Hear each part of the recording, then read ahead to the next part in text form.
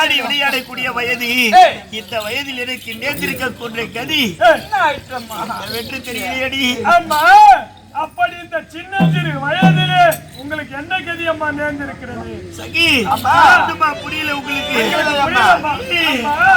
கஞ்சி வயதாச்சி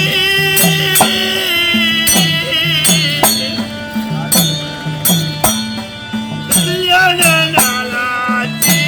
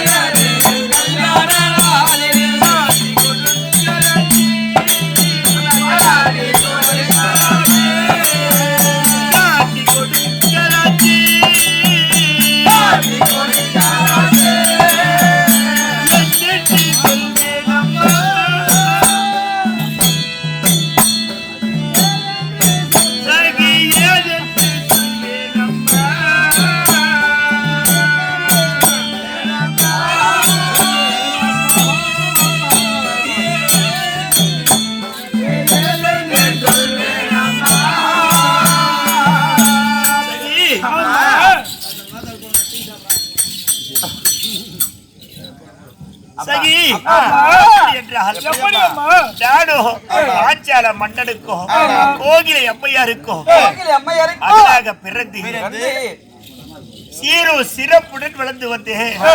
அப்படி வளர்ந்து வந்த நேரத்திலே கன்னிப்பருவம் நீங்கி மங்கை பருவம் அடைந்திருக்க. அப்படி மங்கை பருவம் அடைந்த பிறகு எனது தந்தை பாஞ்சால மன்னனும் திருமணம் செய்ய வேண்டும் என்று ஆசை. அந்த ஆசையினால் அவனை 56 தேச மன்னர்களுக்குள் ஈதம் அனுப்பியிருக்கிறார். என்னவென்று தெரியுமா? இமயமலை சாரலிலே எகுவினால் செய்யப்பட்ட வில் ஒன்று இருக்கிறது. அதை எடுத்து வந்து இங்கு சாற்றினால் அந்த வில்லை வளைப்போருக்கு பெண் என்று ஈதத்தில் எழுதி அனுப்பப்பட்டிருக்கிறது. அப்படி எழுதி அனுப்பிய அவர்கள் சகி அம்மா எனக்குள் இருக்கும் ஆசை அவர்களுக்கு என்ன தெரிய போகிறது? சொன்னால்தான் தெரியும். சொன்னால்தான் தெரியும். ஆமாம்மா.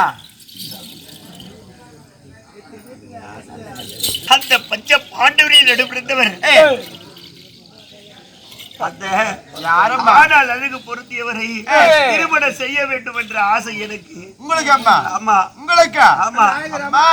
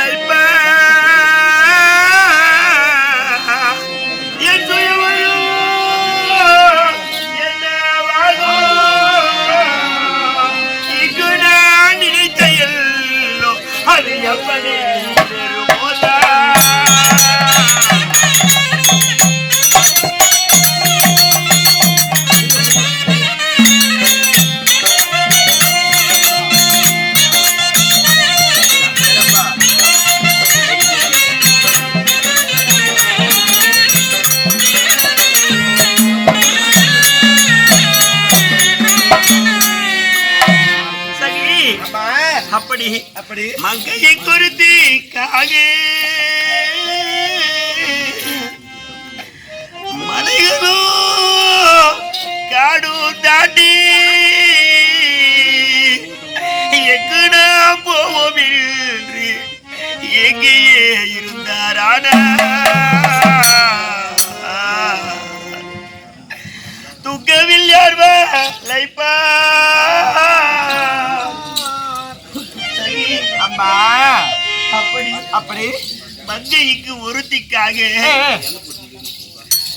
அந்த பஞ்ச பாண்டவர்கள் ஒருவேளை இந்த செய்தி கேட்டு பத்தார்களான ஆளை வளர்த்தேற்ற மாலை சூடுவார். ஆமாம்மா அவர்கள் காட்டிலோ குண்டிலோ குழியிலோ இருந்தால் இந்த செய்தியாகப்பட்டது எப்படி அவர்களை சேரும் அம்மா?